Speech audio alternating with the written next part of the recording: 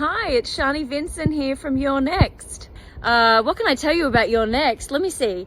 Initially, the character Erin was supposed to die at the end, which I thought was a little bit of injustice after everything she went through. So I encouraged the producers to shoot a second ending where she lived, and that's the one they went with. So hopefully that worked in your favor. Let me know what you thought about that. If she had died at the end, if that would have been better or worse. Yeah, it was a real ton of fun to shoot. I've always been a fan of horror movies myself. I grew up obsessed with horror, in fact, so it's just a dream come true to now be involved in actually making them and starring in them. And I just love everything about it. I'm actually producing a new horror film at the moment. It's another home invasion, so I think you'll enjoy that. It should be out next year. I am playing the lead girl in that as well, so fingers crossed that you like that just as much as You're Next. And just remember, don't go out and always lock your door. In a world where zombies, ghosts, serial killers, and vampires all exist, it's Nico, Brian, Mike, and Dustin, and they are all that stand between you and the films that could end the world. Welcome to the Don't Go Out There Horror Movie Welcome back, Podcast. everybody, to the Don't Go Out There Horror Movie Podcast. Just want to thank all of our fans and listeners. We really appreciate all support. You guys are awesome. Before we get into tonight's film review, I just want to give a quick shout out to our website, don'tgoouthere.com. My man Brian has done a fantastic job with the website. He's got it looking great. Everything about our podcast is on there. All of our episodes and interviews from episode 1 to our weekly release. If you want to check out all of our episodes there, maybe you have an office job, don't have access to your phone, you can listen on your desktop computer. We've done some incredible interviews in the past with some of the biggest names in horror, some of your favorite slashers, writers, directors. Check out our interviews if you haven't heard those yet. We got our store where we got some new t-shirts. Brian and Dustin have done some fantastic designs if you want to check those out. And we also have Shan's Etsy page attached as well if you want to grab a tumbler. And we also have our social media, Facebook, Twitter, Instagram, YouTube, and TikTok. We love interacting with our fans. We love, meeting new people. We love answering your comments and questions on the air. So definitely check us out on social media. And the last thing I want to shout out is our Patreon. We call it Blood Donors. We have the traditional monthly reoccurring kind. You're a big fan of our podcast, a big fan of our show. You want to help support us. That option is available. And we also have one-time donations. If you want to donate and, if you have a film review you want us to do, that option is available as well. All right, guys, let's jump into the film review.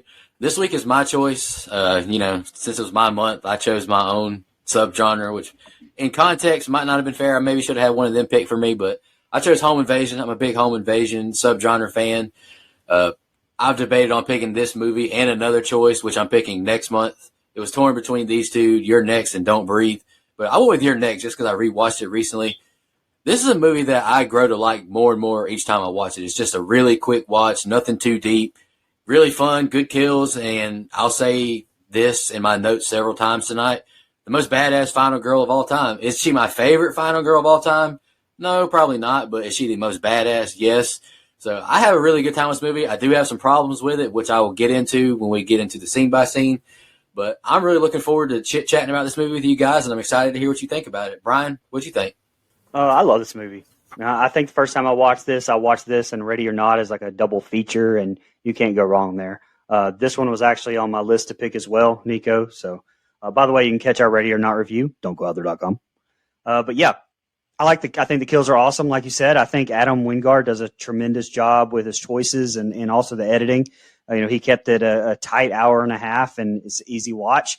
Also, a lot of credit to just Simon Barrett's script. I think it was a perfect combination of that, dark humor, but not too much of it, in suspense. And the twist was good, but the movie doesn't hinder on that reveal. I mean, if who was in on it at the end was never in on it, I don't think it would have hurt the movie whatsoever, because it's strong enough all throughout that it was it was a cool twist, but not one that, like I said, it was hindering on that reveal, if that makes sense.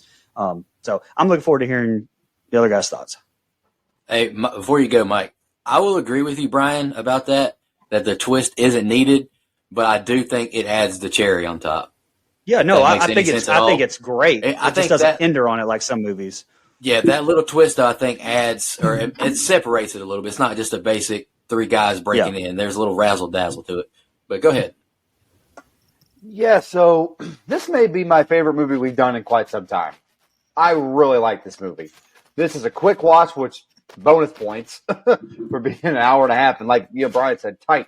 But like this movie does a great job of giving me characters to care about in a very quick amount of time. Not too much exposition, not too much just backstory. 3 hours, whatever. We don't need any of that. We get just enough character breakdown that I'm involved in these characters in the first 15 minutes. Like, I want to know more. I want to know what the family's doing. I want to know what the connection is. They do just enough to pull me in.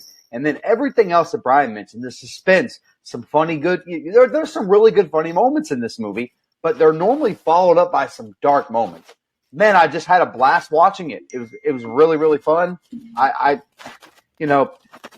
The best part is the kills. I think they're super creative for the most part. Even the ones I've seen criticized online, like the wire or the tripwire or the razor wire or whatever, I thought was pretty cool. Like, I don't know. And of course, we get me and Brian this patented neck stab, throat slash that I like so much. So always a plus on that. I think the last 2 kills in the kitchen are fucking fantastic. There's so much to like about the movie. And look, I like the script. The dialogue doesn't bother me. It feels like a real family that would fight in this way. Who you think you're supposed to be pulling for, you're not. Who you think you're supposed to be rooting against, you're not. Like, I really like some of the twists and turns that the story takes. I had a freaking blast with it, man. Yeah, I had never seen this movie until earlier this week or last week, whenever it was. I watched it. Yeah, earlier this week. I watched it for the first time. I looked it up, and I didn't have high hopes because didn't recognize any of the names involved just right off the bat. I looked into it a little bit more, and of course I knew some of them, but I was like, well, we'll see. Nico picked it, so it'll probably suck. But I watched it, and I was pleasantly surprised. It was a very enjoyable movie, and I agree that she's probably the most badass final girl we've had. She could also have my children, and I like the twist. But I will say this, the second twist was unnecessary. I felt like, because it was just so, like, at least for me, I felt like it was predictable. Because I kept questioning the whole time. I was like, where the hell's this motherfucker at? Like, where'd he go? And so I was like, he's in on it. And so I hate that I guessed that so early. But, other than that, yeah, it's a very enjoyable, quick home invasion watch. All right, I'm going to be reading the scene by scene this week, and Nico's going to be taking my spot, so let's get into it. We open up with some sex between who turns out to be a professor, Eric, and his student, Talia. Talia with a very disinterested look on her face after the coitus, but Eric is pleased enough with himself, and he hops in the shower as she walks around the house, puts on a CD, and pours herself a drink, ignoring the home invasion signs around the house. We switch POV to Eric as he gets out of the shower and sees "You're next" written on the window in what's supposed to be blood, maybe. I don't know, written a little too perfect for me, but anyway. A masked assailant surprises Eric, and we get our first kill, albeit an 80s-style cutaway. We cut to Mom, Aubrey, and Dad, Paul, arriving at a very large home to anyone's standards, except maybe Mike and perhaps Bruce Wayne. We then quickly cut to movie heroine Erin and her boyfriend Crispin, who we find out are heading to the Davidsons. Oh, and are also professor and former student in a relationship as well. What a coincidence. After a very unnecessary jump scare, we get ready for the night and head to bed as Crispin heeds a warning of possible family animosity upcoming the next day. The next day, we're introduced to the rest of the family in attendance, older brother Drake and his wife Kelly in an uncomfortable conversation. And while in the kitchen, Aubrey, the legend, Barbara Crampton, asks Erin to go to the neighbor's house and get some milk. Nico? All right. Hope I'm not as disappointing as Talia felt at the beginning of this movie. I felt terrible for her. Starting this movie off getting this lackluster wienering. I do have to say she doesn't seem scared enough, in my opinion, seeing these motion lights and finding the open glass door. The "You're Next" in blood is awesome and terrifying. Finding his, I assume, girlfriend dead is horrific. Machete slash and he's a goner. This is a really cool way to open the movie. I'm a big fan of this opening scene. Seeing Barbara Crampton and Rob Moran, just awesome. I'm a big fan of them both. They're great additions to the cast. And finding out Eric left his wife makes me dislike that goober even more. But there's another instance of not being concerned enough. Paul finds their home unlocked. I don't know. I guess I'm just more paranoid than these people are, I guess. I'll have to ask my rich co-host Brian and Dustin if they're more concerned in this situation. You know, No, I don't have a vacation house like them. I would be concerned. Wow. Mike, I'm sure you would be concerned as well. You're another rich guy. Whoa. Hey. But here's another instance of not being scared enough. The goddamn chandelier shakes, and Aubrey hears footsteps, and Paul says, I'll just go check it out. But my girl Barbara's been in enough of these horror flicks to know that she knows when to hold them and when to fold them. So, yeah, just trust her in this situation. I will say I don't like this jump scare with Crispin and Paul. I don't buy that Paul doesn't hear his ass walking up there, but the door creeping open is a nice touch. Aaron has a really unique first impression meeting Crispin's parents. And the more I look at Aaron and Crispin, I can't help but wonder, how in the hell did he pull her? She is way too hot for him, but I digress. I love this shot showing the mask in the window's reflection as Aubrey gets a drink. It lets the audience know that some good shit's about to go down. You know, more family shows up. Drake is a douche big brother, just adding to this family dynamic. Asking a new girl to go ask the neighbor for milk is very strange to me personally, especially considering Paul and Aubrey mentioned that they brought groceries in the house last night. How the fuck do you forget milk? That's like one of the essentials. Ask Brian. He's a dad. Really good opening kills and a nice introduction to some of our main characters. I think this is a fun little open. Go ahead, Mike. Well, Nico, you would know. You're dad, too. Anyway, so look, not often do we get a movie started with fucking. And I know that's crazy because we do a podcast about horror movies, but very rarely do we get fucking right off the rip. And, like Nico said, this poor woman, she was disappointed, upset. That was like my favorite team losing a big game. That's the kind of disappointment I saw in her face. That was terrible. Lackluster wienering, as Mr. Chin said over there. That dick must have been miserable. What's that? Yo. Whoa, what? Hey, yo. It must have been miserable. You could tell it was terrible. Anyway, I'm not going to lie. I like You're Next on the mirror or the window, but it kind of looked like it was written in red lipstick. So, to touch on something Brian said, it was almost too well written. I feel like someone really took the time to make that art on there. So, that's just one of those little things that's a small nitpick, doesn't take anything away.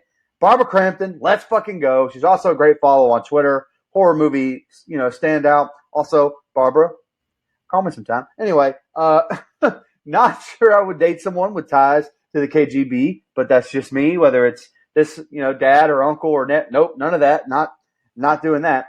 You could meet parents in worse ways than Aaron does here, because I've met a girl's parents while I was mooning a friend of mine. She didn't tell me that they were about to walk up into the house. They opened the door, and there I am, full bare ass with my nuts hanging out, mooning my friend because I thought it would be funny. Well, it turns out that girl's parents walked right in, so that was a great introduction. See, Aaron, it's not so bad.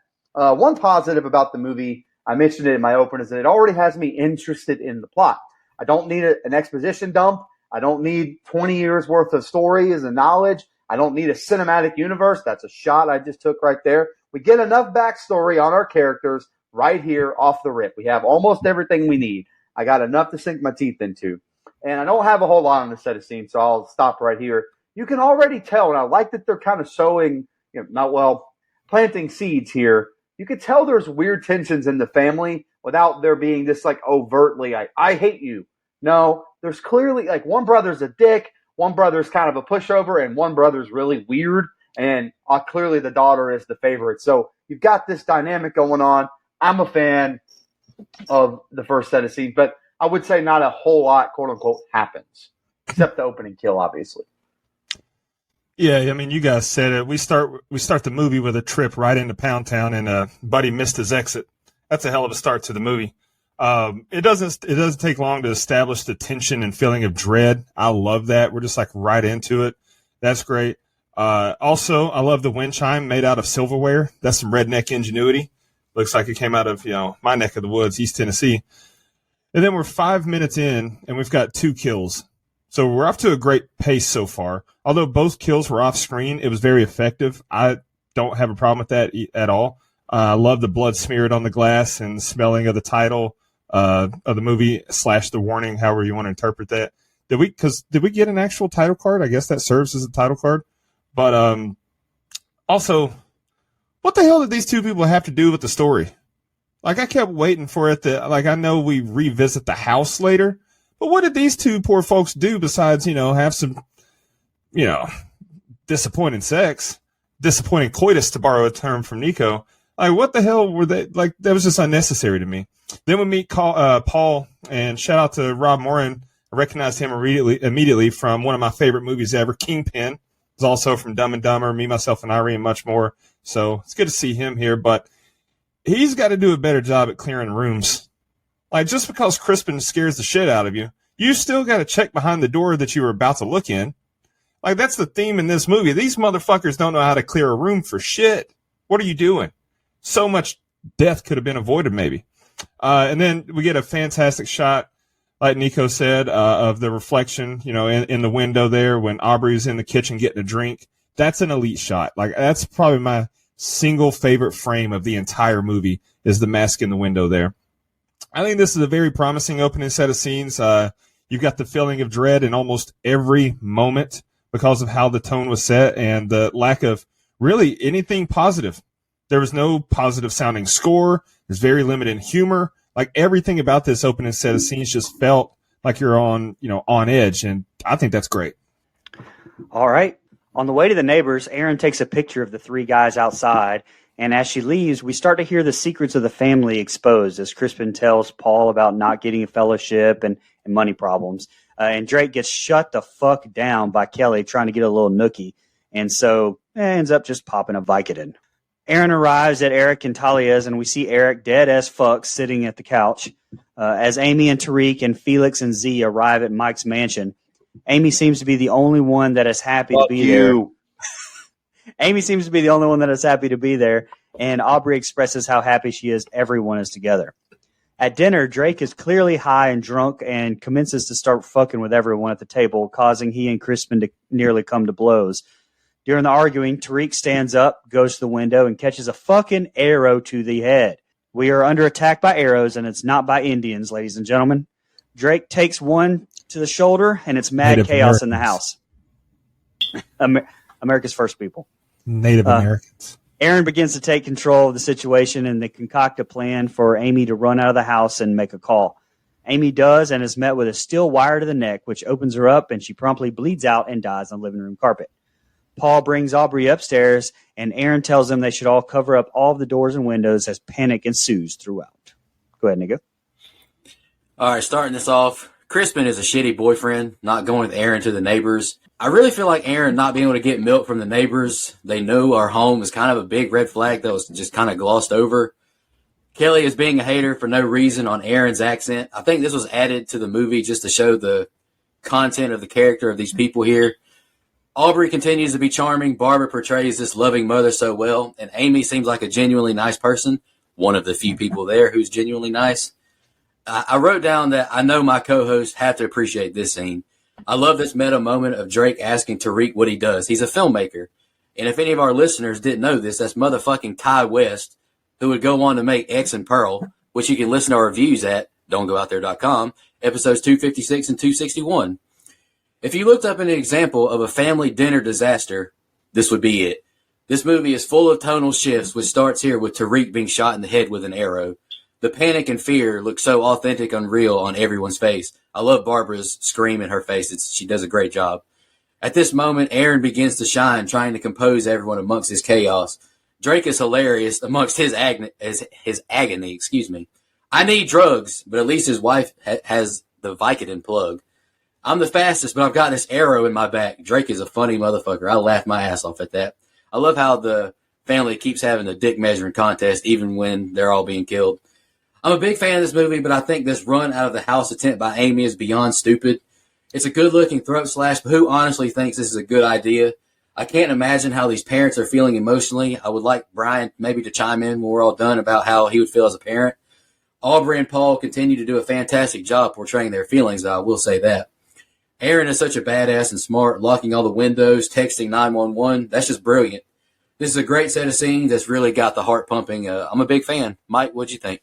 Yeah, so again, I don't have like a ton on this set of scenes because I have a ton on the last two sets. But the first two sets are just kind of laying that groundwork, getting me into the characters. And I think that they do a great job just keeping my attention, which, again, for a movie with not a lot of stars, not a lot of hype, more like in that almost cult classic category, I think it does a good job.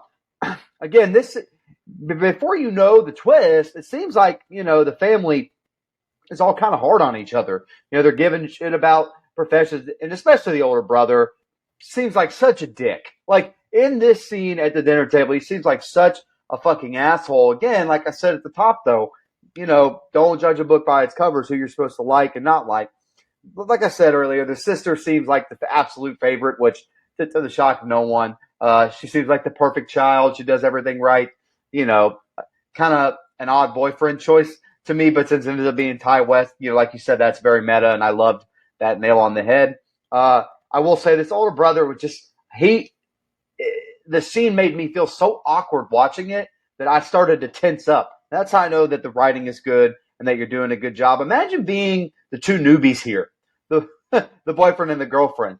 Just like a standard dinner. Again, we know the twist is coming, but just imagine being those two. Like, this is so fucking awkward. No one wants to be a part of this kind of family shit, especially when it's the first time meeting each other. But I just love the scene so much. It really starts to shift the mood and atmosphere into a different kind of movie. I know that we didn't have anything too much in the opening set, but this is where it really starts to kind of kick up and change, and the pace starts to pick up, and some of the music starts to be pumped in, and I really love it.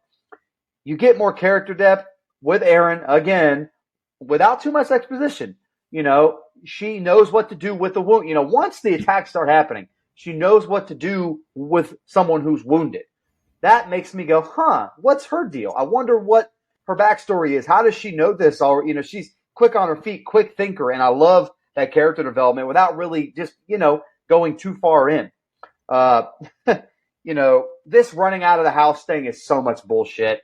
I like the kill. Like, I love it, but it's such a bullshit way to get to it. This is some fucking Kevin McAllister Wet Bandits bullshit here. And that happens a couple times in this movie. It's one of my only nitpicks. Is like, again, this feels like fucking Home Alone sometimes with the way some of these booby traps work. So, and again, you can just tell that Erin has been through some shit. She's seen some shit and knows what to do in these situations. But again, love the character development from everyone. We're starting to really pick up. Great set of scenes. Just not a whole lot to say because I kind of run my mouth in the next two sets. So heads up. So I love how they circle back to the house from the open, and that's creepy. Like, I like that part. And then, hey, Tariq, shout out to Ty West.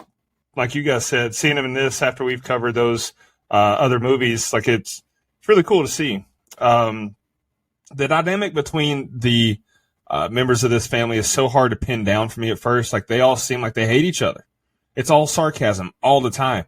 And then Crispin and Drake start arguing, and I'm like, okay, it makes sense. They do hate each other. And then, boom, arrow through the dome. Now, when all these arrows start flying, it seems a little too logical to close the fucking curtains.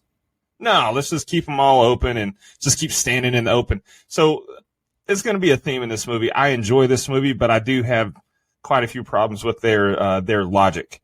And then, just grabbing chairs and running past the window. Couldn't they have just crawled underneath, like, and not been seen? Stay low and go underneath where no one can see. Like, that's stupid. Stay low, dumbasses.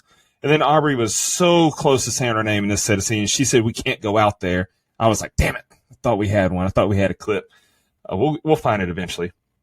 Then this dumbass wants to make her run for it, and they agree to let her. Like, I can understand one person be like, "Hey, I got to make her run," and they're all like, "No. That's stupid." But no, they're just like, "Okay, yeah, you got a point, go for it." And then the slow motion running was fucking hilarious to me. Like, I don't know why, but they made this bitch look like she was Usain Bolt. They made it look like she was about to run a 4-1 flat. And then she got clotheslined by a piano wire. Like, that shit was hilarious to me. But the next slit, like, that did look cool. That was it's a cool great kill. Cool it's kill. An awesome kill. It's just stupid as shit. Dumb as hell. Dumb as hell. And so it was kind of just hilarious seeing how all that played out. And then, what the fuck is Crispin saying, talking about, "I've never seen you act like this"? Bitch, just because her fight or flight functions properly, don't take that tone with her. I don't like your tone, Crispin.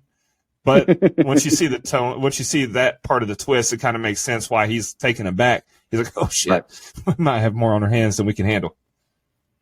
No doubt. He does a disservice to all the great people named Crispin, like Crispin Glover. That's right. Great dance move. And Crispin Waugh. No. Oh, Jesus. All right. Everybody ready? Yeah. As Aubrey lies in the bed crying, we see an assailant emerge from under the bed wearing a wolf mask. Aubrey is killed with a machete as we cut away to Aaron being attacked in the kitchen by a tiger masked individual.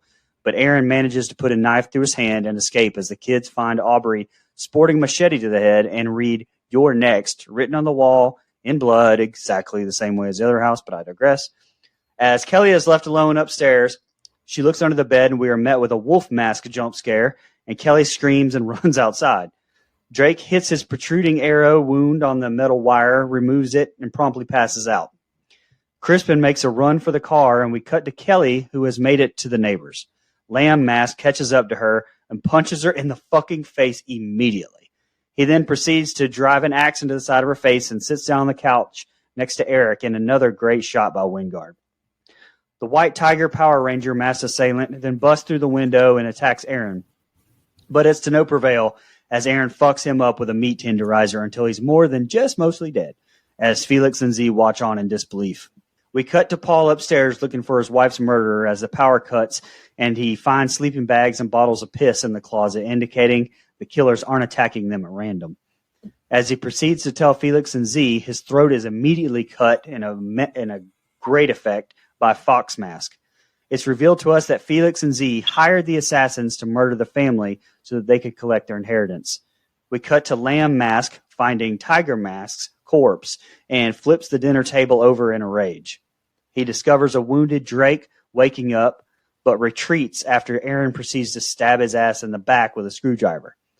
As Aaron proceeds to channel her inner Kevin McAllister, like Mike brought up, by setting up some nail traps by the house entrances, explaining to Z that she grew up in a survivalist compound where she learned combat and survival skills. And the next set of scenes is the ending. Go ahead, Nico. All right. Like Mike kind of mentioned, I have a lot here in the last set of scenes, so just bear with me. Aubrey lying down while all this is going on is such a dumb decision. One of the things I dislike the most of the movie. Barbara is the most famous scream queen in this. I want her to be with the family, no matter how emotionally distressed she is. I will admit, though, that it is a cool scene to see Fox Mask, Wolf Mask, whatever you call him, emerging from under the bed and killing her. It's a good shot. Aaron is attacked through the window, but instantly retaliates, stabbing the guy in the arm. I love her. She's by far the most badass final girl ever. Paul's reaction to Aubrey's death is heartbreaking. The "you're next" on the wall is good, too. I love it. I can't think of many scenarios that are more horrific than what this family is experiencing. Kelly looking under the bed is dumb, but it's really fucking dumb to run outside screaming the whole time. I get a chuckle out of Drake passing out after he hits the arrow on the garrote wire and removing it. Drake, like I said, funny motherfucker. I enjoyed his character. I wrote, this movie is similar to Scream in the sense that after you know the twist, it's very obvious who's in on it on, your sequential rewatches. Kelly's death scene, wow. This might be one of my favorites in the entire movie. Thinking you found help, getting punched through the glass door, seeing Eric is actually dead on the couch, slammed through the glass table, then having an axe putted into your noggin. Damn, what a great axe kill. The killer sitting on the couch by Eric's dead body is just a perfect way to end the scene. I think that scene is fantastically done. It's difficult taking notes on the scene with Crispin going back outside once you know the twist. It seems admirable in the moment, but in reality, he's just a piece of shit who couldn't handle what was happening. Fucking loser. I love the jump scare of the window shattering as Aaron walks past it. Another tonal shift when Aaron absolutely fucks Tiger Mask up. This is what every horror movie fan screams at their screen. Make sure the goddamn killer is dead. I get a chuckle out of Felix saying it's kind of hard to tell when asked if they recognize him. And Brian kind of mentioned this, but I wrote, fun fact, Simon Barrett is the actor who portrayed Tiger Mask. Who is that, you may ask? He's the writer-producer of not only You're Next, but also Brian's recent found footage pick of 2016's The Blair Witch. Or Blair Witch, excuse me.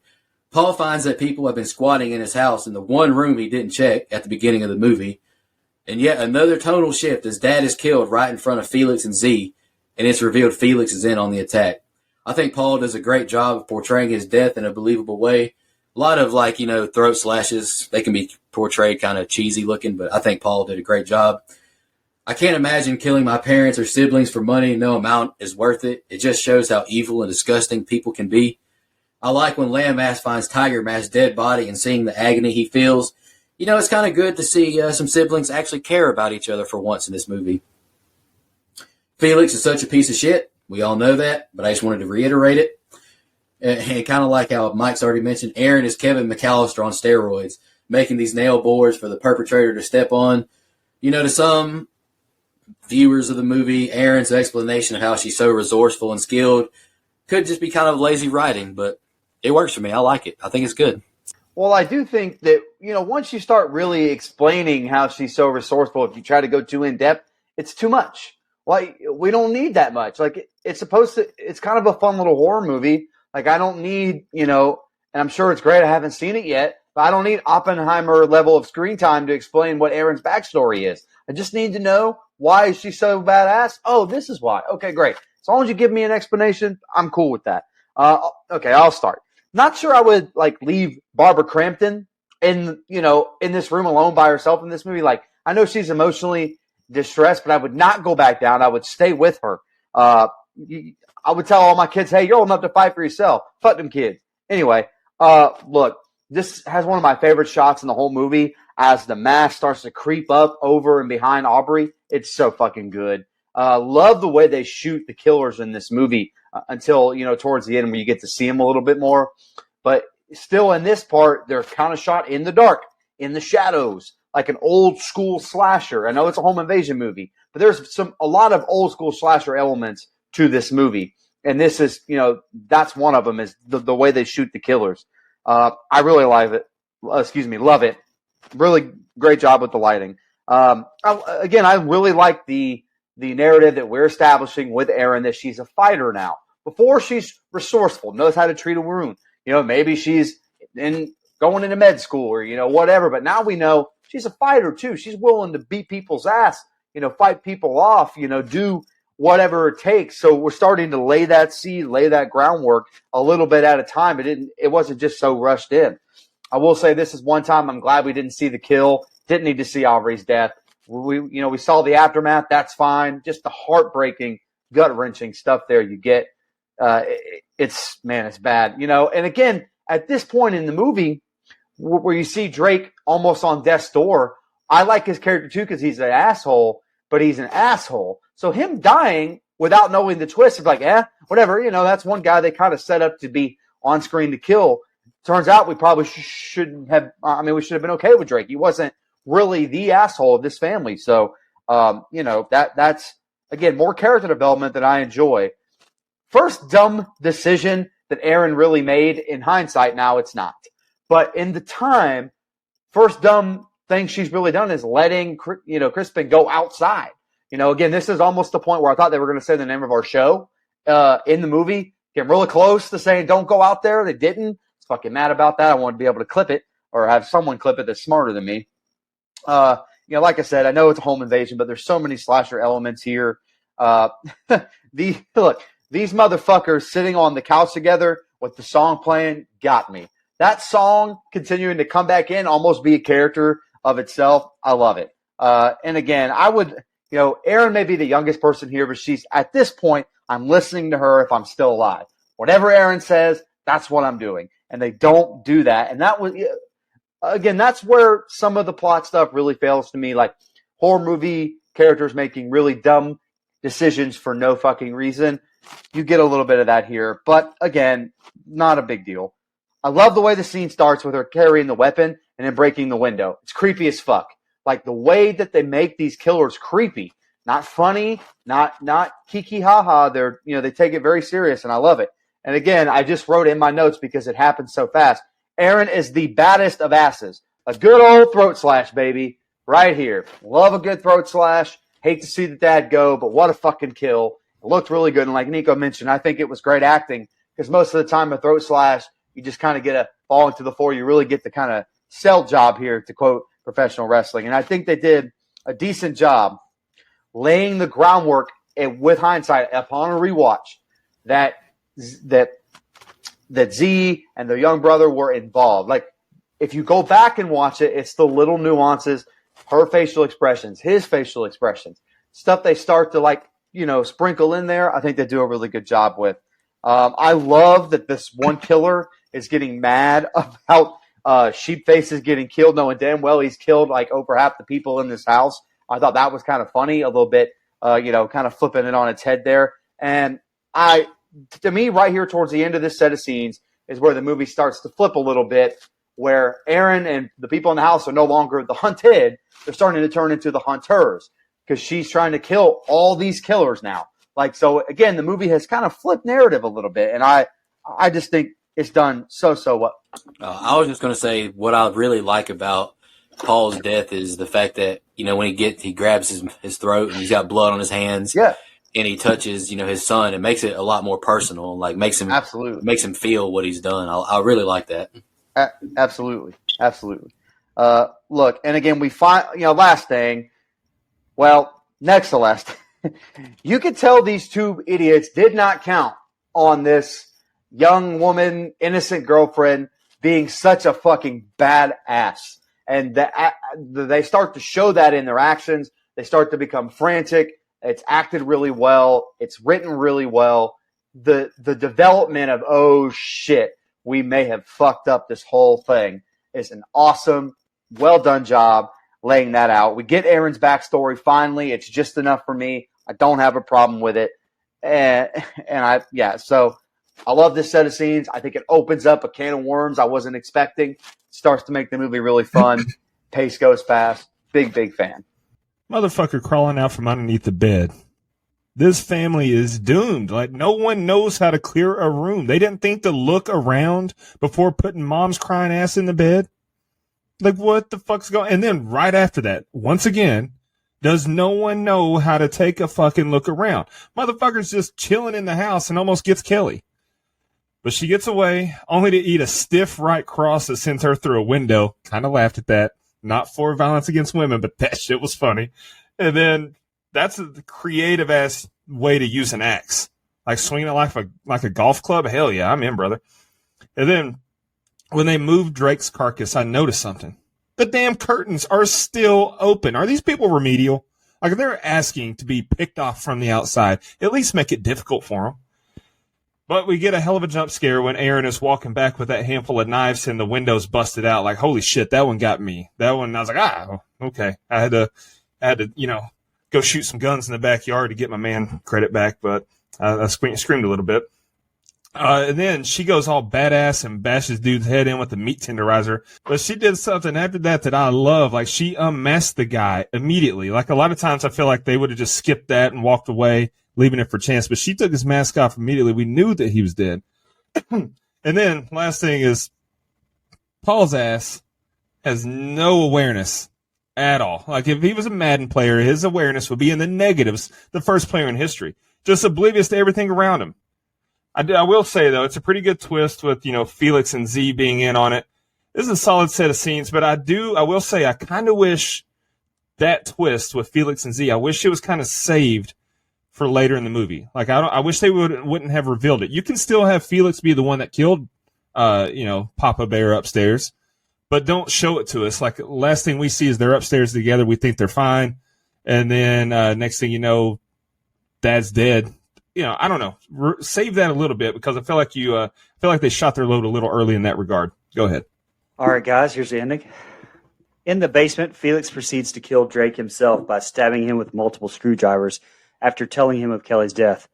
On the top floors, Erin discovers Paul's body and ends up jumping through a second-story window to escape Fox Mask, injured her leg via a glass shard in another amazing shot.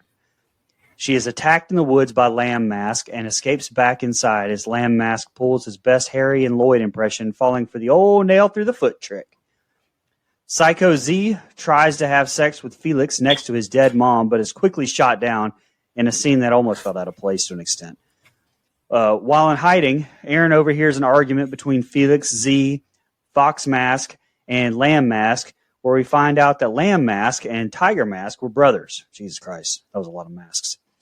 Her cell phone beeps to indicate that her text to 911 has gone through, however, also alerting the others. After handing Fox Mask a throat punch, Erin is able to limp her way to another room where she is able to ambush Lamb Mask, stabbing him in the head, killing him instantly.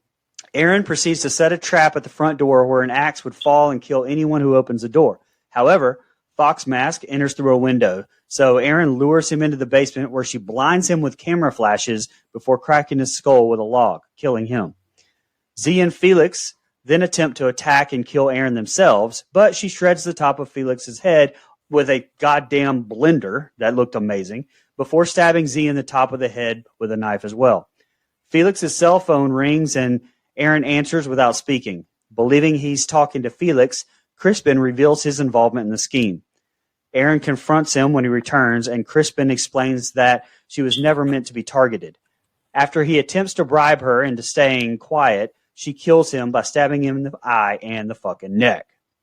The movie ends with a police officer arriving and shooting Erin in the shoulder, having seen her kill Crispin. After calling for backup, he attempts to enter the house and is killed, presumably, with Erin's axe trapped to the head, as we cut to a blood-spattered "You're next" as the movie ends. Nico, what did you think of the ending? All right, y'all. This is the set of scenes I got the most on. Drake is a douchey big brother, but I think he does a fine job of acting throughout, especially in this scene. His reaction to hearing Kelly's death is superb. Ever since I watched bits and pieces of that 3 Guys, 1 Hammer video years ago, I have a fear of being stabbed with a screwdriver. And then Felix having the audacity of being mad Drake's not dying fast enough. My man Drake has gone through it the past few hours. Z should have killed Erin as soon as she had the chance. After seeing what she did to Tiger Mask, killing Erin should have become the priority. I'm torn on how I feel about Erin jumping out of this window. I mean, this is a movie, so of course she's going to survive, but that has the potential to go very badly. You break your leg, you're not getting away. You're fucked. I like how even in the midst of all the chaos, she was still smart enough to grab something to tourniquet her leg wound. Erin continues to be the GOAT. Gotcha, bitch, as Lamb Mask steps on the nail. Something else I hope I never experience. Z is freaky as hell, wanting to fuck Felix right beside his dead mother's corpse. Jesus Christ. This is a really good reveal as Erin overhears Felix's master plan. He's such a slimy piece of shit. I really love how chill Fox Mask is and this piece of music we get as he walks towards Erin behind the curtains. Bro catches a throat punch, and I know these guys gotta be pissed a chick is whooping their ass this bad. Erin with another smart decision going back into the house instead of running into the woods. I am a little disappointed with the kill Lamb Mask gets. Simple stab to the head. Meh. But at least we get a badass visual of Erin in the window with the axe. I really like that visual. Another nice piece of music as she gets back on her Nancy Thompson, Kevin McAllister vibes as she sets up this axe trap. Felix continues to have no composure, and I quite enjoy Fox Mask mocking him and not taking him seriously. Felix fucking sucks. I like this basement scene. It's a very creative distraction, setting the camera up to flash over and over. But I do question if he's dumb enough to actually fall for this. Pretty good kill as Erin bloodens him with a fireplace log over and over. But we do get a pretty noticeable goof here. She's covered in Fox Mask blood, but once she gets back upstairs, where'd all the blood go? Shout out to IMDb for that one. I can't not notice it now. Kind of ruins that scene, kind of like how Brian ruined the Jeepers Creepers scene for me when you see the goddamn zipper on his suit. Felix whiffs with the crossbow to no one's surprise. I don't understand why he turns his jammer off just to grab a little knife from the trunk. That didn't make sense to me. All right, one of the best scenes now with Erin whooping Z and Felix's ass. It's not even hot, you dumb bitch. Then proceeds to slip in the water. It makes me laugh every single time. Felix has the easiest opportunity to kill Erin, but stabs her in the shoulder. Moment was too big. He pissed down his leg. This blender to the head kill is super creative, and I love it. Z gets a basic kill with a knife to the top of the dome, but goddamn how strong is Erin to stab that knife all the way through her skull. I call Erin a sprained ankle because she ain't nothing to play with. Now we get the reveal that bitch-ass Crispin is in on it too. At this moment, I can only hope he gets a brutal death. I do think A.J. Bowen does a fine job delivering this soliloquy to Erin, doing his best to pitch her on joining him and not snitching, how he wants to make her rich, pay off her student loans, quit her bartending job. I wouldn't mind seeing maybe an alternate ending where she does take it just to see how it feel. I think it's pretty good. But he gets a stab to the neck and in the eyeball. Good shit, Erin. Love the line when Erin says, "Why the fuck not?" The police finally show up, shoots her. I can't imagine what's going through this fucking cop's mind seeing all this carnage from the window. I bet you he's thinking, holy mother shit. A lot of horror movies we've covered on this show completely whiff on the ending. I love how it ends on the cop walking in the front door, catching that axe, and it cuts to one last, "You're next." The credits are fun, too, with how the characters are revealed. I think this is a great home invasion movie that has the best final girl of all time in it, or the most badass final girl, excuse me. I love this scene because even though you kind of hated Drake along the way, it's just tough to watch brothers turn on each other like that. And again, in the long run, we should not have hated Drake. Yes, he was a dick, but he clearly loved his wife and cared about his family. He was innocent in all of this. And again, just really tough to watch brothers turn on each other like that, which is how I feel daily in the Don't Go Out There group chat. I feel like everybody turns on me daily. I mean, it's brothers turning on me like that. It's uncalled for. It's crazy what happens to slander in there on me. Anyway, look, I definitely would have killed Aaron right there if I was Z, if I had the chance. Here's a chance. It's the best chance you're ever going to get. You got these nails on a board. So what if she turns around and sees you? Hit her in the face with the fucking board. You didn't. Z, you're a fucking pussy. As Coach 30 and Nico would say, moment too big, piss down her leg. Missed the opportunity there. Look, she may have hated this like compound upbringing childhood thing, but it ended up being a big help. So, I mean, in this situation, you could thank her training. It's kind of like Halloween 2018 with Lori and everything, how she brought her daughter up all weird, but it ended up paying off in the long run. So, anyway, look, dumb Aaron choice number 2. Her jumping out of this window to me is fucking stupid.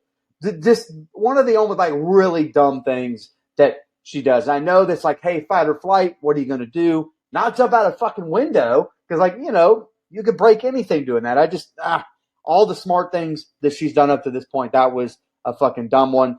A nail or anything going through the bottom of my foot is one of my biggest fears in life. The thought makes me ill. I can't. I don't even like stepping on anything that's irregular on the bottom of my foot. It creeps me out. I don't like it. Give me the heebie-jeebies watching it. Ugh, so fucking terrible. All right. This woman Z is a mad woman, I guess. Because who wants to fuck next to a dead body? Much less your boyfriend's mom. That's fucking disgusting. She needs to be put in a mental institution, although her brain becomes matter later, so no big deal. This dude has now I will say, small nitpick. This dude's inheritance plot is really dumb. This dude is banking on getting all the inheritance. Like, no one's ever going to solve this crime. Dude, you have bloody bodies all over this house. You guys are the only survive. Like, all of you guys are going to get found out eventually. I think that's dumb. This isn't 1945 where you could just get away with shit. You will get found. It's kind of a nitpick of mine, but it's small. Again, I do like the inner fighting that we start to get with all the killers. Them turning on each other is a little bit of a fun thing I wasn't expecting in the beginning of this movie. So, and again, the last 15 minutes that we get here is just Aaron being a fucking badass. The iconic shot through the window there, fucking phenomenal. I know it's on the poster. It's a lot of the, favorable shots you get out of this movie, but I love it. Then there's like this synthy score, this like 80s synthy vibe score that they start to play over some of it, and I think it's fucking brilliant. It's awesome. Again, very Home Alone-esque because you get all these booby traps, but I actually really like it here, even though it's kind of illogical, some of this stuff. The flashbulb trick, fucking brilliant. Love it. Love that kill. It's awesome. And then we get to the 2 best kills of the movie, man. The fucking blender kill is phenomenal. I don't care how much sense it doesn't make. It's still fucking awesome. What a creative kill. In horror movies where we kind of lack creative kills lately, and what we see, this is fucking awesome. I love it. And the knife through the head it's just as awesome. It takes a lot of force. It's a cool looking kill. How often do you see a knife through the top of the head? Not very. I loved it. Very creative and different. And I just knew, about once Crispin disappears, I had a feeling that he was involved somehow. I hadn't heard from him in a while, hadn't seen him in a while. Where is this motherfucker? Oh, he's off being a giant fucking pussy because he couldn't step up and actually do what his brother and Z were doing. I mean, he didn't have the balls to face the situation. So him being involved, that twist, while unnecessary, I do think it is a cherry on top because we get that last interaction with Crispin and Aaron and the discovery of him being a part of it, her facial expressions, then him having the unmitigated gall to criticize her for being a killer or being fucking crazy is absurd. I love it because you just know this woman's waiting to shut him up. Bam! Next stab. I love it. Love the way it ends. I love the line she ends with. Fucking brilliant. One of the favorite final set of scenes that we've done in a long time. I just think it's fucking awesome. So, man, great empathy, Felix. Like, that's not exactly how to tell someone about a death. But I guess it's okay because he just went and stabbed Drake with some screwdrivers. There was a great line there, though. He said, "Would you just die already? This is hard enough for me." Like, that shit was funny. Something I find inconsistent with Erin's character, though, and really hard to believe, is that she's still carrying around a meat tenderizer as her weapon of choice. Like, she could have grabbed the axe after Drake laid it down on the table or something, or anything else. They went down to the basement. Surely to God, there was something better than a small meat tenderizer. Pause. And then she just chucked it. She missed horribly and jumped out the window. I'm not buying that either. Like, that's inconsistent with her savviness, like how she's been this whole time. And then, God damn, that glass was deep in her thigh. Like, that was brutal to watch when she pulled it out. Didn't like that one bit. And then, yeah, you guys said it, but it bears repeating. Wanting to fuck next to his dead mom, that's a kind of crazy that even I can't condone. Like, usually, you guys know me behind the scenes. I love a crazy girl, but that's a different level. I don't think, keyword think, I don't think I can keep up with her. Felix's little tirade, stupid. He would never yell all that shit without knowing where Erin was. Like, she doesn't know necessarily who's in on or what, but he's just spilling the plan for everyone. I guess laying it out for the audience is what they were doing, but it was unbelievable. I don't like that. And then after she splits the one guy's wig, I love how she Kevin McAllister's that door. Like, that was a hell of a booby trap. The abrupt stopping of the score kind of threw me there, though, because you mentioned that we got that like 80s synthesizer type score or whatever while she's doing all this, and then it just stops cold turkey. That was weird. Curtains are still open, by the way. Curtains still open. Felix never, could have shot at her through the window if they just closed the damn curtains an hour ago. Okay, I'm off of that. But a fucking blender to the dome? Holy shit. That's one of the top kills I think we've ever covered. I get it. It might be a little illogical. I don't know how strong blenders are, their motors and their blades and all that, but it looked incredible. The final twist. Crispin being in on it. Like I said earlier, I wondered about him the whole movie. I said, damn, he's been gone a long time. Like, is he going to be in on this shit? Like, this it's just too fishy to me. And then, yeah, he's in on it. I don't like it. Should have been much more unexpected, but it just didn't hit for me.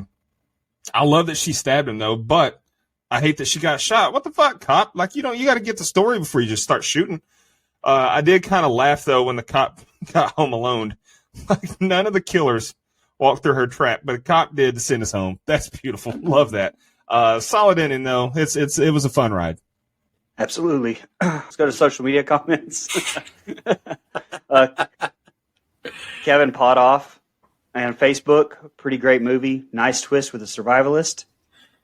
And Dustin Burner, Dex Cole, great movie. I would love a spinoff or sequel of sorts. And I usually love anything with AJ Bowen in it, and this one is no different. I disagree. Time out. That proves it's not my burner. When the hell have you ever heard me ask for a sequel? Come on. Yeah, but you're pretty smart. Maybe you're playing mind tricks because you know that we would think that wouldn't be you. You're trying to throw us off the trail, Dex. Cut the malarkey. I will disagree with Dex, though. I do not want a sequel or spinoff to this. No, this is perfect. It ended so great. Let's not do it again. Respectfully, brother. Absolutely. Yes, of course, respectfully. On to the gram. Missy Hutchinson Wall. Erin is a badass. Just a comment. And teammate of the show, Kevin Scanlon. I'm looking forward to rewatching this one. I've only seen it once and only remember bits and pieces. Hope you remember, Kevin. You have to watch all of the movies we do. Just throwing that out there. Facts. Onto Twitter. Mookie didn't like the twist that it was two brothers and she was an outback survivalist. The dialogue is cringy at best. I enjoy the kills in this, even if some of them are stupid, like the tripwire to the throat. With all that said, it's a pretty enjoyable movie for me, so 3 out of 5. Well, we rate out of 10 here, Mookie, but we'll take 3 out of 5. What do you think, I Nico? like 3 out of 5. That's like a 7 out of 10 percentages, buddy. Well, if you Math. double 5, you get to 10. I made it. So if Kevin has percentages, 4 then. apples, sorry. This is why I'm not. Sean the Glee Man, the Poet Sloth, our guy. This movie was so much fun. I watch it every Thanksgiving. Seems like an odd time to watch it, but hey, anytime's good. Better Let's than go. watching things killing. Oh yeah, absolutely. Why you got to pit 2 bad bitches against each other? Don't do Thanksgiving like that. There's room at the table for both this and I Thanksgiving. would retroactively change my score. I do apologize. I was in a bad mood. Oh please. It gets a 1 now instead of a -2. All right. Does anybody have any fun facts? Oh, now it's time for those. I got just a couple. The masks in this film were inspired by the masks in the video game Hotline Miami. But to me, when I see the mask, I see Eric Rowan of the Wyatt family from WWE. I mean, come on.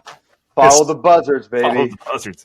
And then the last one I have is Simon Barrett, the Tiger Mask Killer, is actually the movie screenwriter. So that's all I got. All right, I only got 2 of them. The majority of the film was shot with handheld camera to increase tension. I like that. And this one was another cool one because I'm sure there's plenty of movies, but I can't think of any like this. The body count is 15. Literally everybody on screen dies except for Aaron. I can't think of any other horror movies where only that person survives, but Ready or Not, maybe. Did she? see, I can't remember if everyone at the beginning or I can't remember. But you might be right with Ready I or feel like Not. Samara Weaving's the only survivor. Yeah. I don't remember. Weren't there some cops that showed up though? Yeah. At the sorry. end. Yep, there you go. This movie was made for a cool $1 million and made a whopping $18,475,000 on $1 million budget. That's pretty fucking awesome. That is good, but I also thought it would earn more than that. That's kind of surprising. I mean, on a $1 million budget, I believe it had a little bit of a limited release as well around 2011. It got released first at a movie festival and then got a limited theatrical run like 2 years later. So yeah. Gotcha. Okay. That's a shame. This one deserved to do better in theaters, I Yeah, think. man. Do you guys know? Has it been on like Netflix at all before? Like, I don't really know. Has it been on like a major streaming service? Because it's on HBO It's HBO Max. That's HBO pretty Max fucking. right now.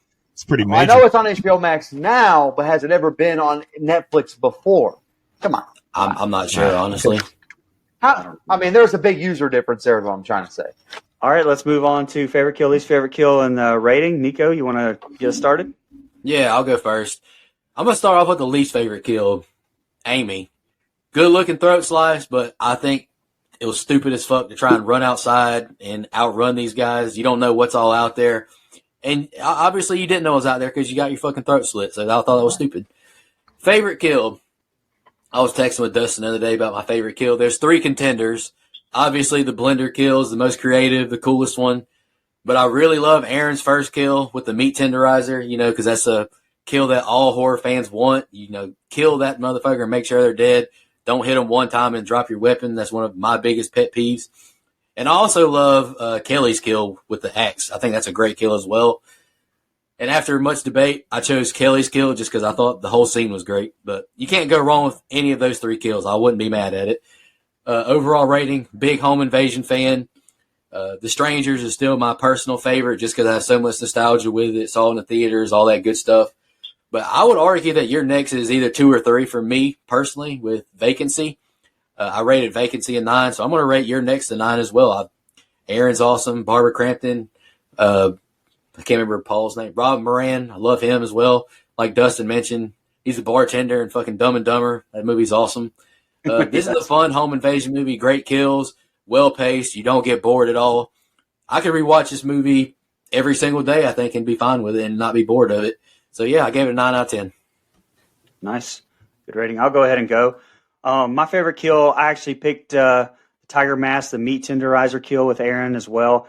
I was trying to go between that one and the blender kill, but I really liked that one. It was just a little bit different. My least favorite kill, I think it's going to be the first one, Talia, where she was off screen. It didn't show it whatsoever. So I went with that one.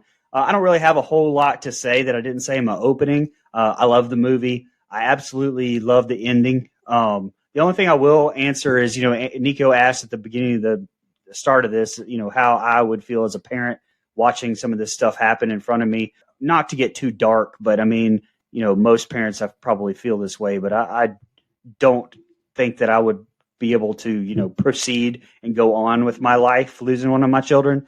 So I'm pretty confident that I would just probably see red and run outside and try to either kill somebody or be killed pretty quick. So either one would be a satisfying ending. That's the way I would probably take it.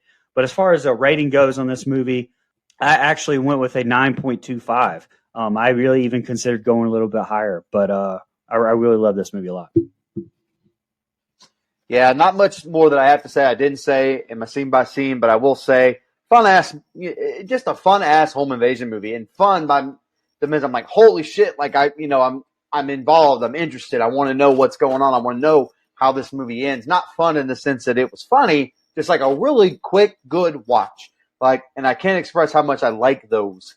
It took a lot of tropes, twisted them around. I love that. It, twisted the final girl trope around, home invasion, twisted all that around. Like, really, really good stuff. Great writing to me. One of the best final girl portrayals in all of horror history. I don't think it's up for a debate. She's in the top echelon of that character trope for sure. Cast is great, perfectly casted. Cinematography, some of the shots we get are absolutely outstanding. Haven't said that in a while, so I thought I'd bring my cinematography line back. And the kills are great. Just even the ones that are really stupid and don't make sense are good kills. And I like when a movie does that. Big fan of this film. My favorite kill, no surprise, is the blender. My least favorite is stabbing the brother, because that's tough. I get stabbed every day in the Don't Go Out There chat. That was a hard watch for me. I felt it emotionally. So the brother getting stabbed was my least favorite because, again, when a movie has mostly all good kills, you got to pick something, and that I didn't want to see that. That's a tough watch. So, hey, Brian, we're in Simpatico again this week. I gave this movie a 9.25. Okay. So, my favorite kill, look, there was a couple options. I told Nico, I wanted to go with the swinging a golf club or swinging an axe like a golf club, but I had to go with the blender, making a brain smoothie. It's pretty badass. So went with that one. Least favorite kill, even though it was a pretty good throat slash, and we love a good throat slash, I got to go with Paul because that motherfucker was so unaware and oblivious to his surroundings. It just made it borderline unbelievable to me. There's no way anyone is really that stupid. The movie was fun though. I enjoyed it. Like we've said multiple times, it's a quick watch and it's paced really well. So even at 95 minutes, you don't feel it. I could definitely see myself throwing this one into rotation. It's very fun, but it does have its flaws. I mentioned throughout how illogical some of the choices were. I almost felt like this was Cabin in the Woods. I felt like someone was controlling them, manipulating them to make these stupid decisions, like leaving the fucking curtains open. But like I said, it was a fun movie. I liked it. Good choice, Nico. I went with a 7.5. That gives us a composite score of 8.75. IMDb has it as 6.6 with 105,000 ratings. This was rated a lot higher than I thought it would be, to be honest with you. There you go, buddy. Look at that. We finally unanimously love one of Nico's picks. Great job, buddy. Thanks, man. Appreciate it. I'm just kidding, man. I'm just kidding. You normally pick well. Old sleepaway camp over here talking. Anywho. Now, I explained the goddamn pick, and I gave it a poor rating. Look at you. I'm just kidding. I'm just messing with you. Any final thoughts, guys? Before you shout out the blood donors, we'll have Dustin announce his pick for next week. Close out subgenre month. All right, let's shout out our blood donors. Camper Lover Reoccurring, Clayton J., Nina, Michelle Mirza, Andrew Ferguson, the Horror Movie Crew Podcast, Alex Seligson, Eric Doolittle, Sean Irwin, Brian Samick, Trisha, and Kelsey Miller. Our camp counselor reoccurring are Dennis Kennedy, Edwin Hernandez Gunn, Joe Swinford, Jennifer Davis from the Too Close to Home podcast, Kylie Denise, all the way from Australia, Adrian Aiello, Karen, Matt Strickland, Gail Kuntz, and the greatest Instagram handle of all time, Optional 13th Ghost. We really appreciate y'all's financial contributions. It's a really tough time economically, but you still choose to support your favorite horror podcast, and we really appreciate it. Next week will be Dustin, his pick. He's closing out subgenre month. I gave him Monster Creature Feature, and he picked a movie with one of his favorite actors. You want to announce it? Yeah, man, we're going to have some fun next week. You mentioned one of my favorite actors. How about one of my favorite actresses, Scarlett Johansson? But this movie stars the great, the legend, if acting had a Hall of Fame, the first ballot Hall of Famer, David Arquette. I'm talking about 2002's Eight-Legged Freaks. It's also available on Max. So, Mike, you don't have to do your less than reputable ways. What are you talking about? I watched this movie on Max. Yeah, we'll watch this next one on Max as well. I sure will, pal. That's where I watch all my South Park too. You know, I'm not just Same. no. See, I watch South Park every night as I'm falling asleep. Me too, buddy. Welcome to the club. Just want to thank all our fans and listeners. Really appreciate all the support. I think this has been a really fun month. Some good picks. I did think it was kind of a funny coincidence that me and Brian picked a movie with the same director and writer by pure happenstance. That was not planned at all. I thought it was really cool when I found that out. Looking forward to Eight-Legged Freaks. I watched that for the first time a couple weeks ago. It's a fun movie. I'm excited to review it. That was, I think, Dustin's number 2 runner-up in the fan choice month, so the people are ready for it. So I'm excited. Appreciate the fans and listeners. Y'all have a good one. So you an Eight-Legged Freak. Just want to remind everybody.